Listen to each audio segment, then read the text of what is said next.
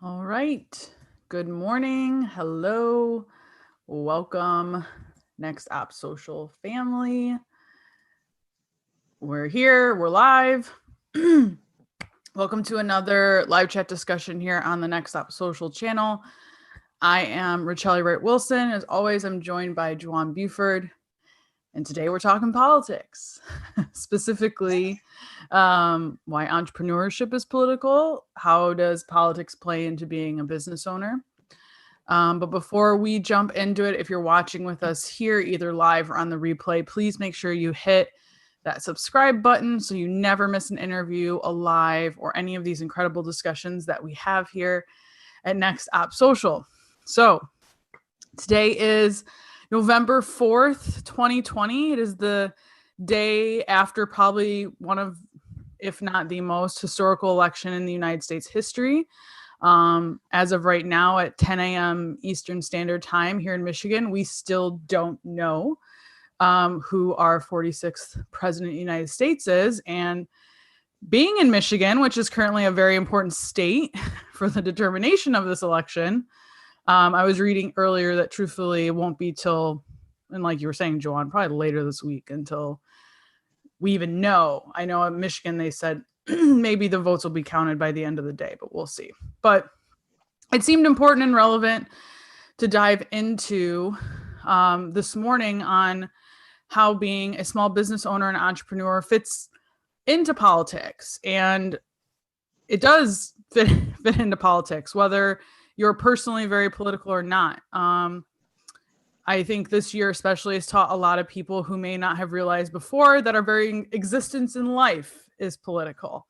So really quickly, though, I want to summarize a statement from a pretty prominent business coach online. His name's Tyler J. McCall, and he stated really well that the fact that you own money is political, that you generate wealth is political, that you get to take ownership over your day is political. When you're able to hire someone, you're being political. When you invest in programs or outsourcing or coaches or software, you're being political whether you realize it or not. And when I say that, I mean the decisions that are made by our government, federally and locally, impact your life and business. And there's really no way around that. So we're going to go in a few different directions, but I thought that was well put, is that, whether or not, regardless of how vocal you are politically, it's something as a business owner, it's part of your life, whether you realize it or not. Yeah, I'm thinking of a couple quotes, and forgive me, because I was one of those individuals that, like I said, spending too much mental energy trying to work and also track what was going on yesterday. But it reminds me of a quote. I think it was Dr. Martin Luther King. And the gist of it was basically, look, I'm not so much concerned about how vocal my enemies are. I'm concerned about the silence of my friends, right? And sometimes choosing to be silent and not speak on how certain conditions, and I personally just believe all politics are local, right? It all starts locally. And so I concur with what that gentleman said you just referenced. I mean, the kitchen table is political, the decisions you make there. And depending on how you manage your kitchen table, how you manage the figures underneath your roof, determines the politics in your neighborhood, because you have influence in your neighborhood, you have influence in your community, et cetera, et cetera, et cetera. So choosing to speak or choosing not to speak is political. And definitely where we invest our money and time is definitely a statement about where we stand politically in terms of how we interact with people outside of our families and outside of our doors. And, when I think about that, I can't help it. And I think most entrepreneurs probably feel the exact same way. As entrepreneurs, we're problem solvers. So when I think about what's going on in terms of what's happening with the election, but I also think in terms of consequences, right? And what problems are going to need to be solved. And look, regardless of who gets elected, there's going to be a stalemate for a period of time. For the next 2-3 months, not too much of anything productive is going to transpire. Let's just be real. If Biden gets elected, it's going to be a Congress that is Democratic, a Senate that's Republican, And we already know what happened during the Obama years, where the Senate basically saw it as their job to prevent him from getting anything accomplished. Nothing's going to change there. If Trump gets elected, look, this is not a political statement, it's what it is. The current administration has not been all that effective in terms of posing real solutions over an extended period of time. That's not going to change, right? Nothing dramatic is going to change over the next couple of months. There's not going to be any political will to do anything for the next couple of months. So the way I think about that from the standpoint of being an entrepreneur is you're going to have a lot of people, once these stimulus checks run out, once these unemployment checks run out, once a lot of these grants and a lot of these communal resources start to run dry, because it's going to happen, well, what type of problems are going to arise? For our quote unquote clients, right? The marketplace, people whom we're conducting business with, and what type of problems are we going to encounter as entrepreneurs ourselves? Now, look, let's be real. You have those entrepreneurs who, quite frankly, before the pandemic, during the pandemic, and currently, were doing quite well. And many of them are still doing well. And it's always important as entrepreneurs that we remember that. I tell people all the time, look, money does not disappear. It just changes hands. Okay? So the economy is always good for someone and it's always bad for someone else. That's not going to change. Right now, the economy is very, very, very good for some people, and it's very, very, very bad for others. As entrepreneurs, our responsibility is to make sure we're on the right side of the fence, right? And then those of us who have the compunction and the commitment to help others, we make sure we help other people get to the right side of the fence with us, right? So those are the things that I'm thinking about in terms of how we respond as entrepreneurs to this moment. You know, something that has become taboo from time to time, because I think some people take it too far and try to utilize it as a marketing tool, as opposed to an effective way to help people, is, you know, if I'm an entrepreneur right now, I'm thinking about two things. Number one, if I have space on my website, if I have space on my blog, if I have space on my website, maybe I post information about where people can get access to resources. Yeah. Whether it be funding for or capital for businesses, whether that be, I mean, let's be real, clothing, food. I'm reading reports left and right now that mental wellness is like taking a complete and utter downturn. People are heading into a tailspin psychologically, particularly children and people who are teenagers and under. Maybe I post information. Maybe I have some type of resource center where, look, you know, if these things are going on in your household, these things are going on in your life, this is where you can get access to that information, right? I just started a new business venture, and I'm thinking to myself, well, how can I take maybe a certain portion of the profits that I earn, the revenues that I bring in, but even more specifically, the profits that I enjoy, and maybe set it up where if you patronize me, I'll guarantee and I'll find a way to make it as transparent as possible. I want people literally to see it, right? So the transaction happens and you see a percentage of those monies goes to a particular foundation, goes to a particular organization. And because once again, I believe all politics are local, I'm going to focus on those organizations that are prominent, credible, that people know locally that are helping people, right? So maybe for every $100 in revenues I bring in, $10 to $15 of those monies end up going to a particular organization, right?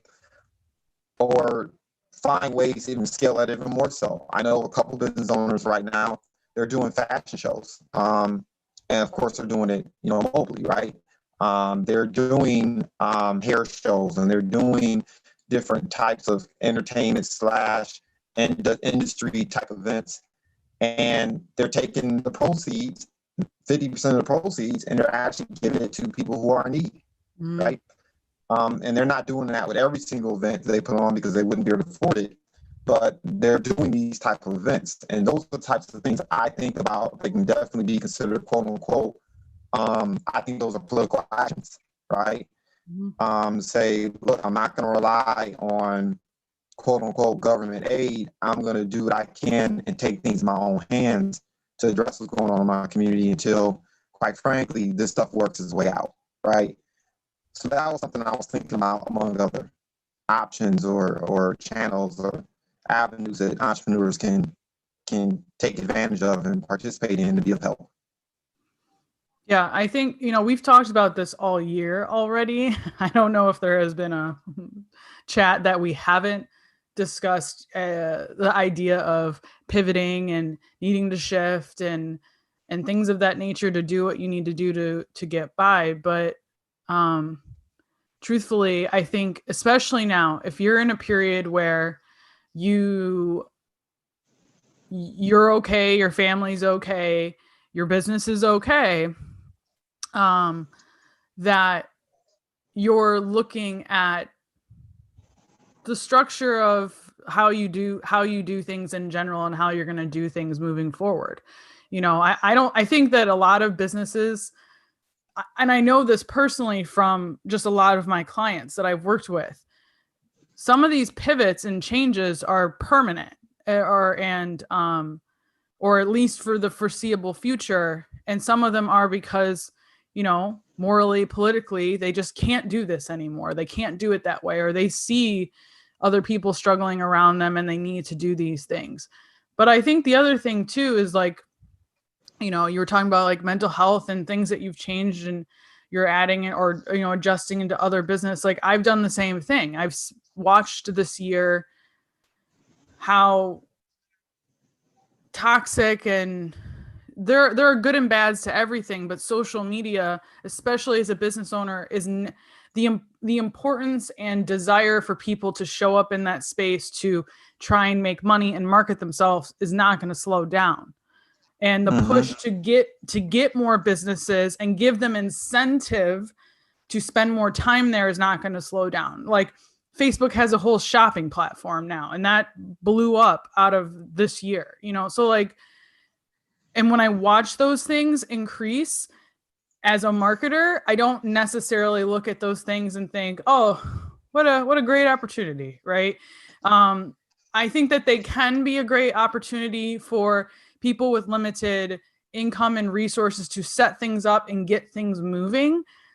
But Facebook don't care about you, and Instagram don't care about you. Okay, like they don't care about you, and they don't care about your business. They want your money. So even in my own business, I've shifted away from promote. Like it's not that I don't use these platforms, but I'm not going to be the marketer who tells you how to kill it on Facebook. I'm not going to be the marketer who encourages you to do more stories on Instagram. I'm just not going to be that marketer. I'm going to be the marketer to set up sustainable long-term solutions for you, not just because it is a benefit to your business, but it's a benefit to your mental well-being. We don't need any more excuses to stare at our phone and scroll through content. We just don't. So, even for myself, that has been rapidly pushed of into I'm not going to, that's just not part of what I do anymore. And now this is very much what I do. But this year has certainly prompted that and pushed that. And I think that taking those stances in your own business of things that need to change, need to shift, those are political acts as well. Absolutely. Yeah. Um, you know, Two things that I think about very practically for individuals to reflect on during this period. Um, Particularly if you're just getting established. Um, if you, quite frankly, may not have a good feeling or feel secure in terms of your revenues that you're generating, where you're at with your business. Two things that I really want to encourage individuals to reflect on, and one of the things is austerity measures, right? Um, Look, when we say cut the fat, we're just not talking about the things that how you're spending your time. I'm talking about the things you're spending your money on. Mm-hmm. You know, for depending on what industry you're in, you gotta take some austerity measures. You're gonna have to, if you're accustomed to driving two cars, you may have to drop down to one. If you're accustomed to spending $100 every single week eating out, you got to cut back on it. If you are accustomed to splurging on Amazon, you may have to cut back on that. Um, you know, I'm just being real. Like right now is the time to really tighten your belt strap. And you don't tighten your bus route to the extent to which it hurts your business. I mean, we need to talk about that too as well, because people always, it seems like during these periods, they cut back on the wrong things. Right now, you need to be marketing. You make that clear to every business owner listening. That's one of the first things that entrepreneurs want to cut back on is their marketing. They want to cut back on the amount of time that they're spending putting the word out there. When the economy takes a downturn like this, your competition is sitting on the sidelines. They're winded. They're taking a breath. Now's the time where you step on the pedal. And you should be doing everything that is humanly possible within your budget to make sure more and more people know what your value proposition is and what you're doing. But there are some other things that many of us are doing that is going to prove costly. And that's why I'm talking about austerity measures, places where we're blowing and wasting money and resources. You need to really take inventory as to whether or not you really need these certain things, or you're doing it for the purpose of luxury and convenience. Because look, I'll tell you in a heartbeat, I have no shame about saying it. I'd rather drive around in a car built in 1977 and have $100,000 in liquid savings in an account somewhere than the former. Okay, driving the nicest vehicle I can have so people can take a look at me and I can feel like I'm successful. And look, it's an extreme example, but you catch my drift. You know what I'm talking about. I see a lot of entrepreneurs right now out here trying to stunt, and it's not going to serve you. Okay, I'm telling you, it's not going to serve you. You need to be tightening the belt. You need to be making sure you have liquid reserves in place, because things are going to get volatile and the market goes up and down. I remember as an investment advisor, people walking in my office and first thing they would say, Mr. Buford, what's going to happen to the market? And I would look at them and I would say the same thing that's happened for over a century. The market goes up and the market goes down. And guess what else the market's going to do? It's going to go up and it's going to go down. Well, look, to be transparent, the shit has not hit the fan yet. Mm-hmm. We're about to see it in about, I give it another 30 days, maybe 60 days, the shit's going to hit the fan, where you're really going to see what all these bad decisions are going to manifest and look like when people have run out of resources for real, right? Because there's no help coming, I don't think, until February, to be transparent. I don't think any real substantive help is going to come until February, if at all. Tighten up your belt. Stop blowing and wasting money. Now is the time to cut back on everything unless it's absolutely essential. Or, I like to think about my dollars like soldiers, right? If I spend $1, I look at it as me sending a soldier out into the field. And if I'm spending $1 and I'm sending my soldier out into the field, I want my soldier to come back with more dollars. So that's my thinking right now. Every expenditure I make, how is this going to give me an ROI? And if it's not going to give me an ROI, that is what becomes expendable, right? The other thing that I think about in terms of austerity measures and what entrepreneurs should be focused on in terms of the management of time and money is, look, I see a lot of entrepreneurs pivoting. Nothing wrong with that. Starting up new ventures, starting up new endeavors, trying new things, because maybe the previous thing they were doing wasn't working. But here's the other thing I would share with you, right? I look at this condition, this period right now, almost like being in a fight, right? And if you've ever been in a fight before, or if you've ever been in a competition before, right? Whether it be sports or whatever the case may be, when you're in a fight, when you're in a competition, that's the wrong time to stop and start experimenting, right? If you're in a fight, you need to focus on the thing that you know how to do real well. If you don't know jiu-jitsu, now's not the time to start trying to learn how to do it, or kung fu. Now's not the time to start learning how to do kung fu kicks, right? You better focus on grab and pound, right? That's what you know how to do. Well, what am I saying here? Look, entrepreneurs, don't pivot into an industry that you have no familiarity with right now. Don't pivot into a business that you don't have any experience, or you don't have people around you with experience, or you don't have the skill set. Now's the time to really take inventory and ask yourself, what do I do really, really, really, really, really, really, really well, right? And how can I take the things I do really, really, really well, the things I know I have plenty of experience in, and monetize that? It does not mean that you should ignore your weaknesses. Take inventory of your weaknesses, find ways to address and protect your weaknesses, but you really need to be focused on things that you're highly effective at already, right? I'm looking at these Instagram posts and I'm seeing people jumping into the modeling industry. I'm seeing people like 20 minutes ago, it feels like 20 seconds ago, they were trying to sell some type of super juice to cure COVID. Then they jumped on the mask. Now they're jumping on modeling. Now they're jumping on graphic design. Now they're jumping on all these different things. And I'm like, number one, you're wasting time.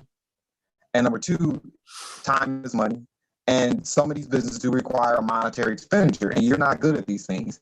Now's the time to really double down and ask them, what am I good at? Mm-hmm. You know, listen to the universe. People will tell you what you're good at. People will tell you indirectly. I've had several people over the last 2 weeks say, Juwan, you know, we've just had this conversation. You're really good at A, B, C, and D. You should really focus on that. And after I heard that 7 to 8 times, I said, you know what?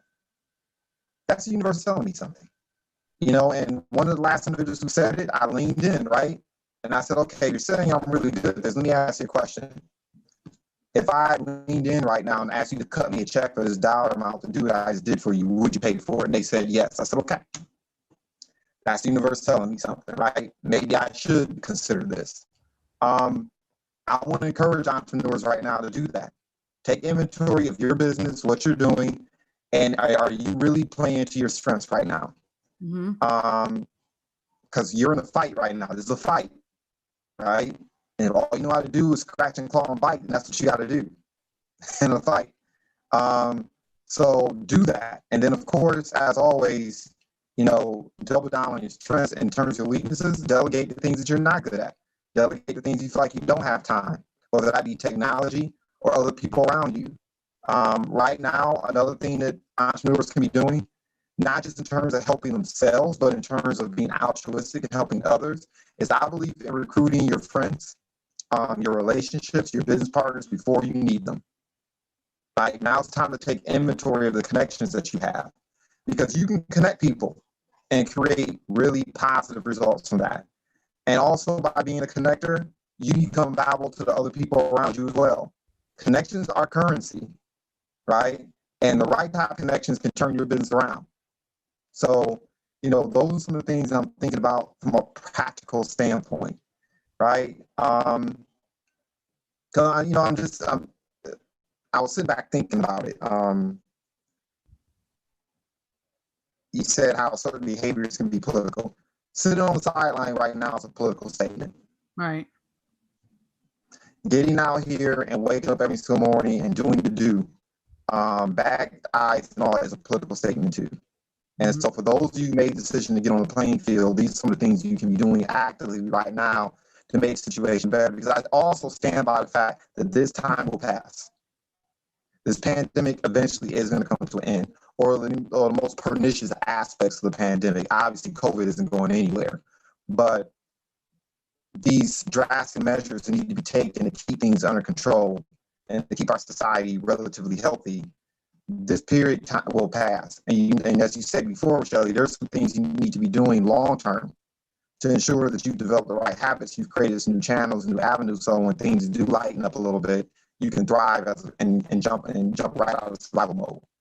Yeah. So those are some of the things I was thinking about practically that entrepreneurs can do right now during this period as well. I think another way to look at that is through, you know, if you're trying to figure out what those strengths are, if you're trying to figure out, if you don't have people telling you what your strengths are, if you're trying to figure out what those strengths are or whatnot, or what direction you should take right now.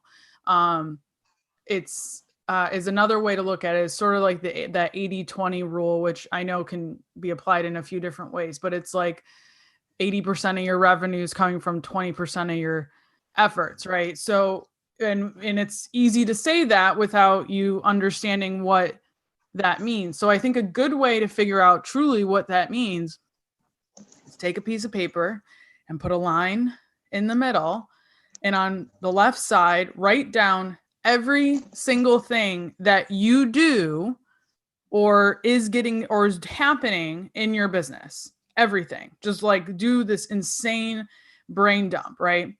And on the right side, write down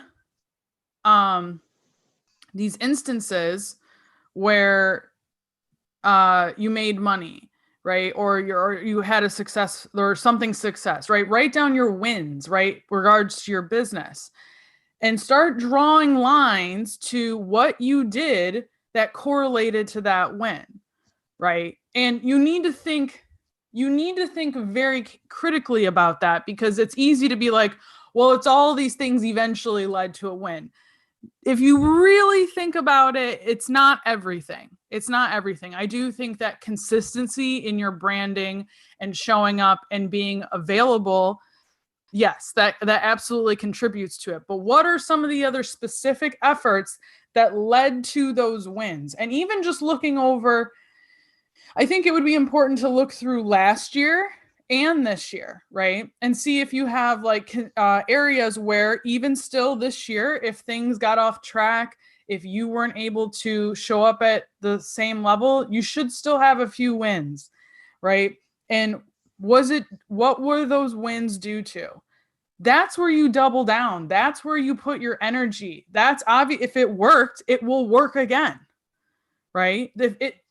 The only reason why potentially it's not working right now and consistently is probably because you're doing all these other things still, right? And you can't give your energy to do this other part over and over and over again to reach those wins. And I think that doing that exercise, especially now, whether your business is doing well or not, is crucially important in your effort to make sure that you get through this next wave of life and money and business and everything. If anything, we really need to realize that you don't have time to do it all. You don't have always the financial means to outsource everything. So you need to pick what works very well, and you just need to do that. That's what you need to do. And that might not be as obvious to you until you do that exercise on paper, because people think it's posting every day and or what some things, and some things that work for someone else that is consistently bringing them revenue is not necessarily going to work for you. So it's really important that you do that exercise yourself and not just try and mirror the habits of someone in your industry who's similar around you, right? Yeah, I was thinking about, it's a term that we hear a lot, RGAs, revenue generating activities, or other use like another acronym is KPIs, key performance indicators, right? And identifying what those are. And it's almost, the process you share is really fascinating. It's amazing. The common sense things are always things that work the best, right? I know. Yeah. And it's very similar to when a person is trying to get their finances in order, right? Something that I encourage individuals to do, something I've done periodically from time to time, is I'll literally take out a notebook and I'll write down every single expenditure that I've made over the course of a week. I mean, I'll literally write it down.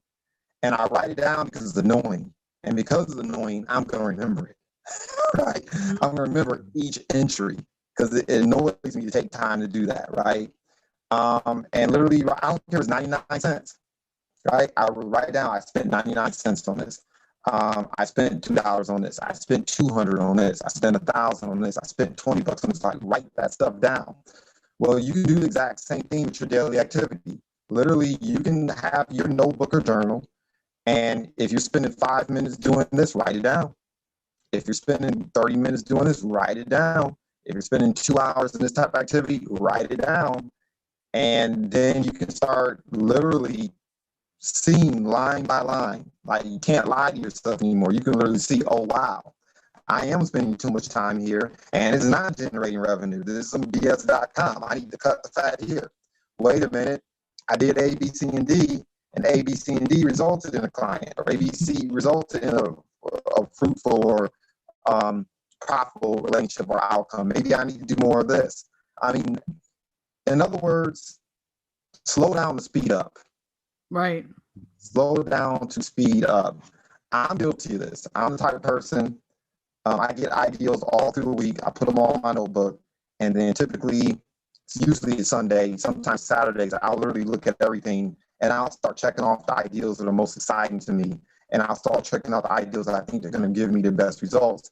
And I'm the type of person, I don't get an ideal and just sit on it. I execute immediately. If it makes sense and I check it off, I start executing on it immediately. So I can look and have 20 different ideas percolating into my life.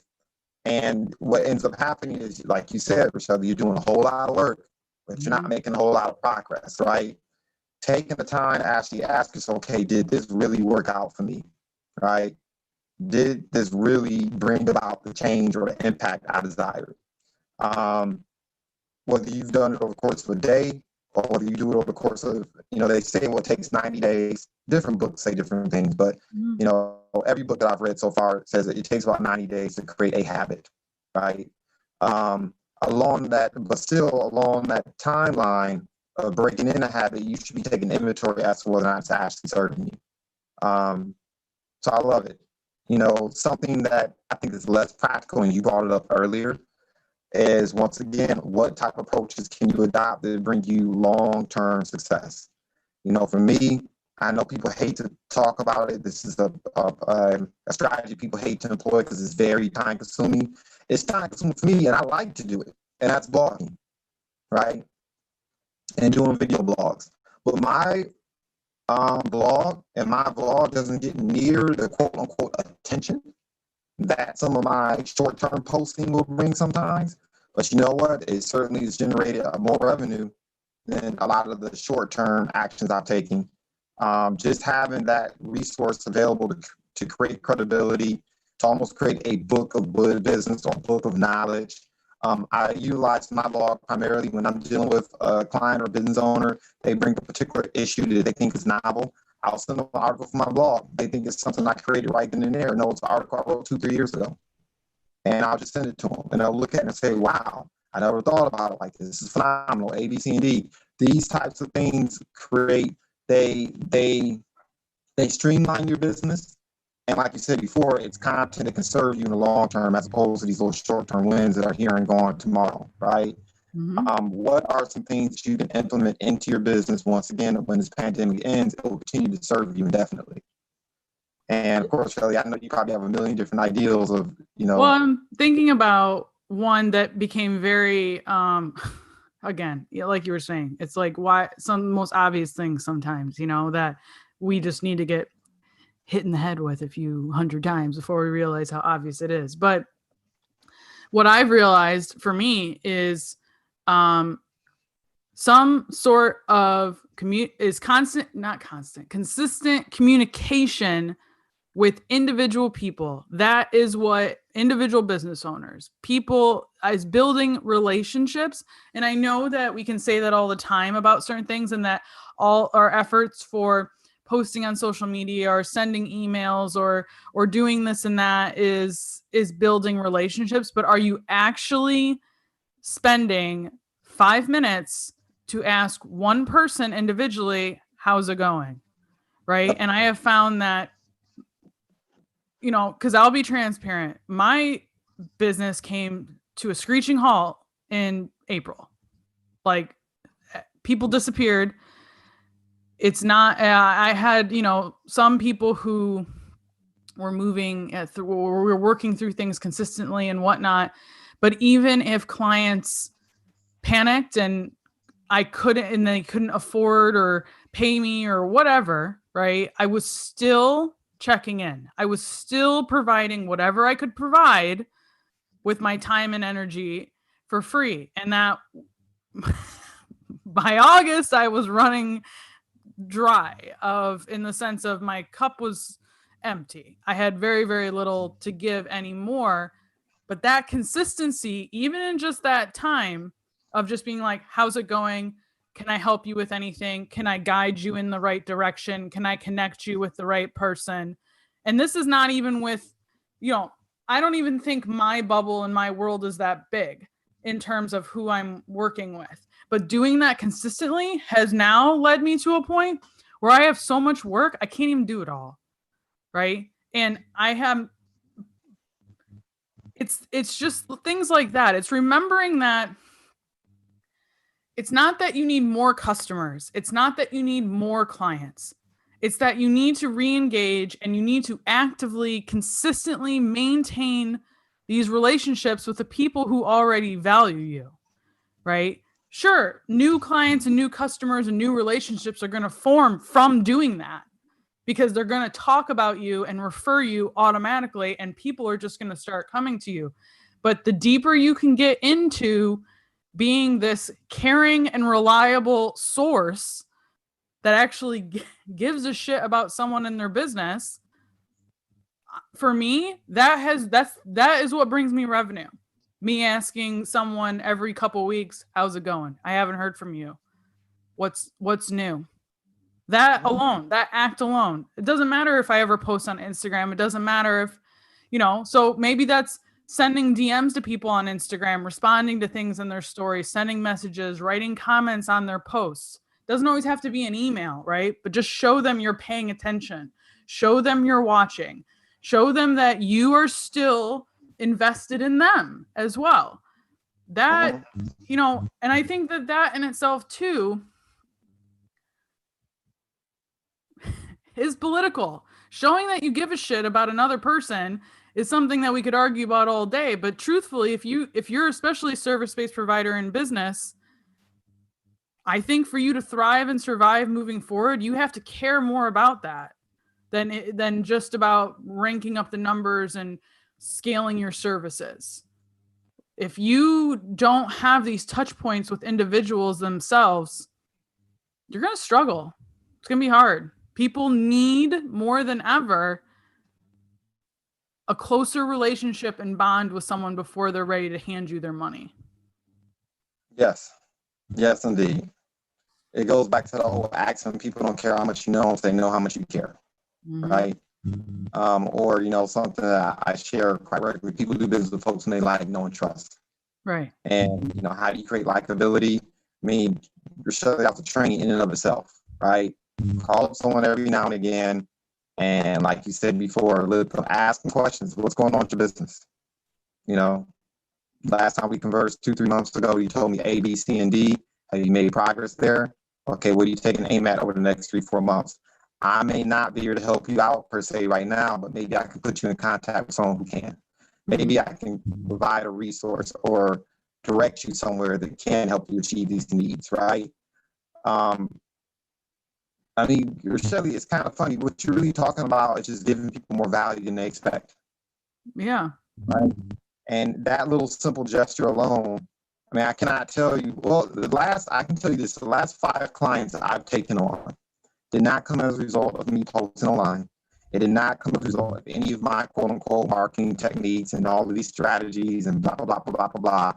The last 5 clients I took on was a result of me literally calling someone up and just saying, what's up? Mm-hmm. What's going on with your family? What's going on with your children? You and I talked 3-4 months ago. You were working on this project. I gave some direction. How did it go? Oh, it went well. You helped me do A, B, C, and D, et cetera, et cetera, et cetera. And me just open up my mouth and say, hey, know if anyone else could benefit the exact same way. Just reaching out, having that little simple conversation, making sure I delivered on the promise, making sure they were happy with the value I gave them, and being willing to ask them, hey, you know anyone else can benefit, resulted in the last 5 clients I've taken on.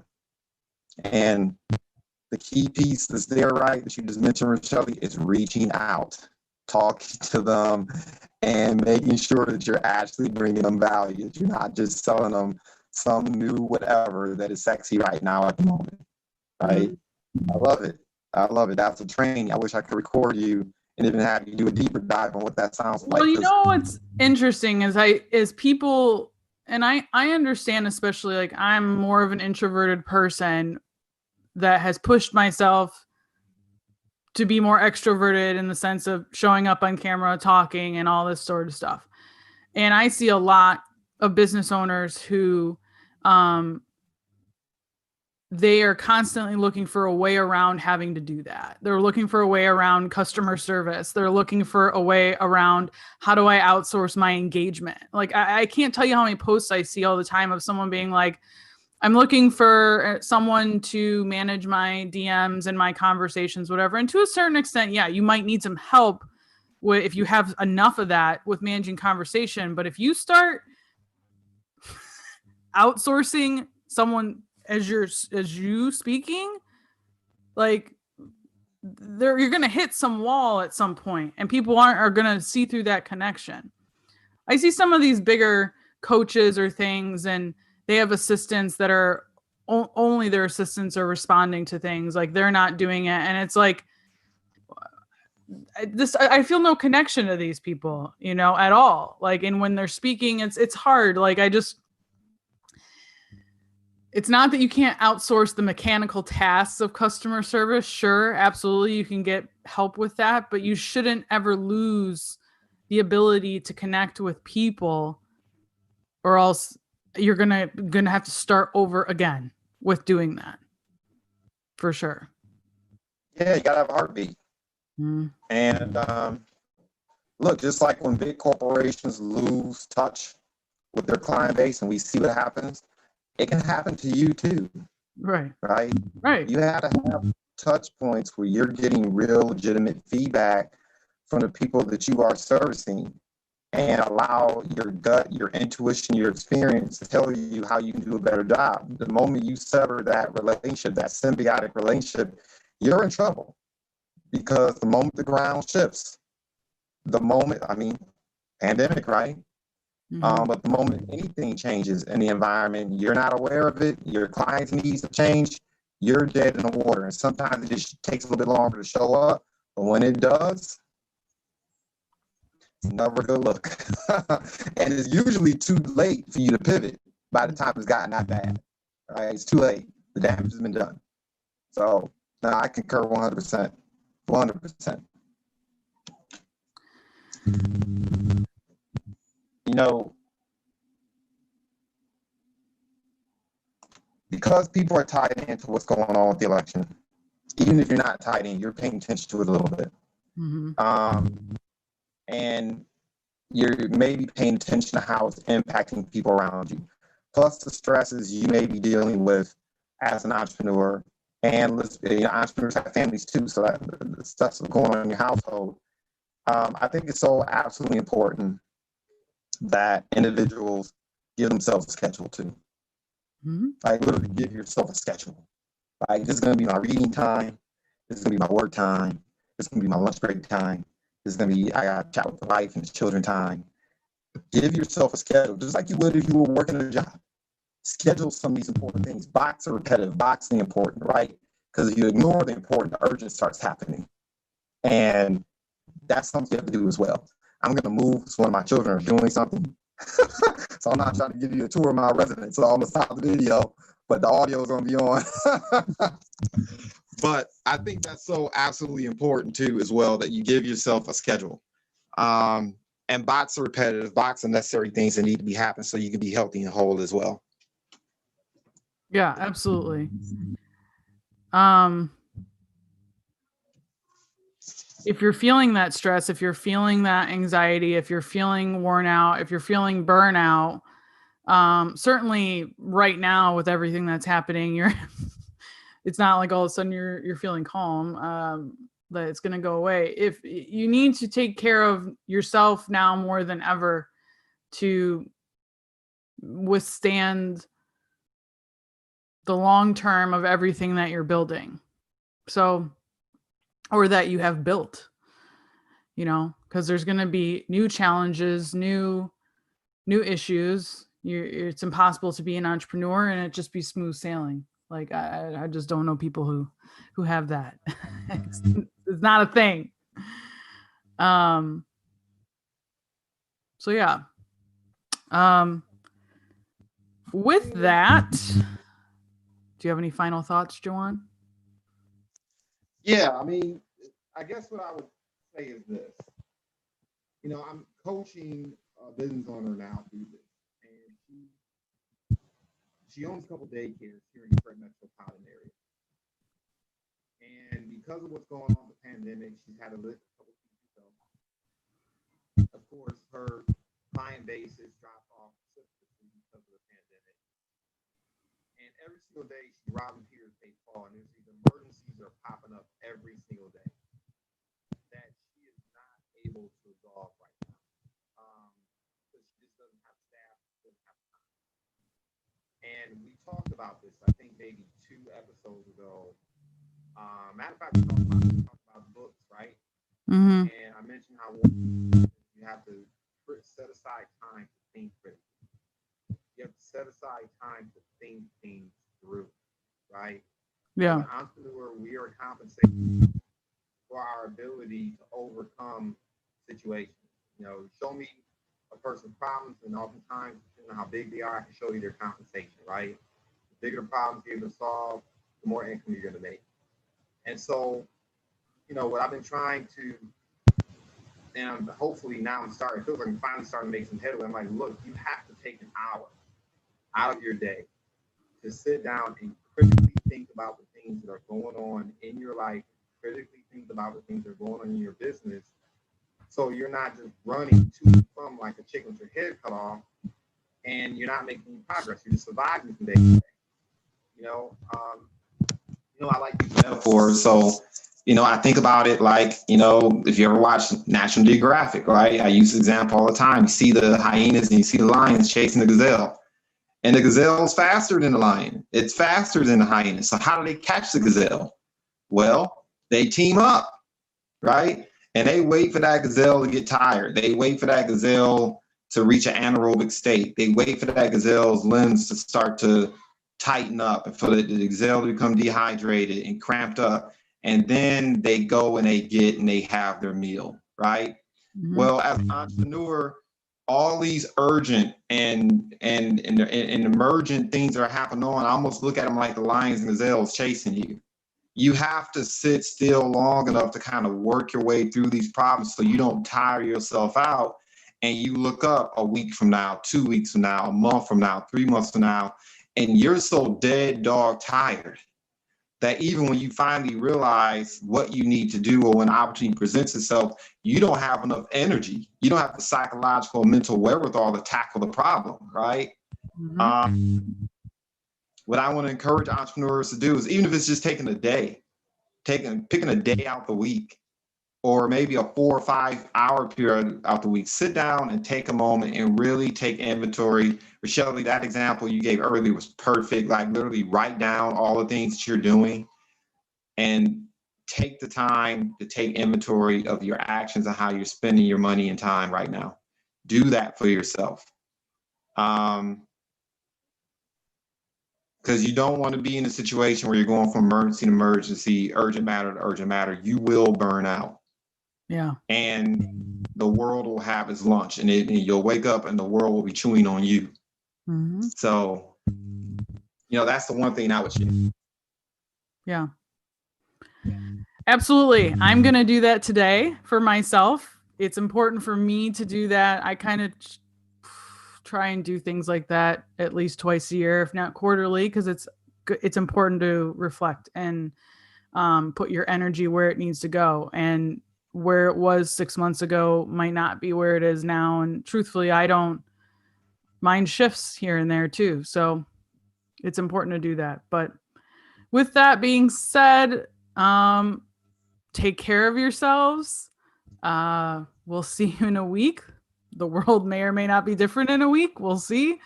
And, share your thoughts with us below. Share this with anyone who could benefit from it.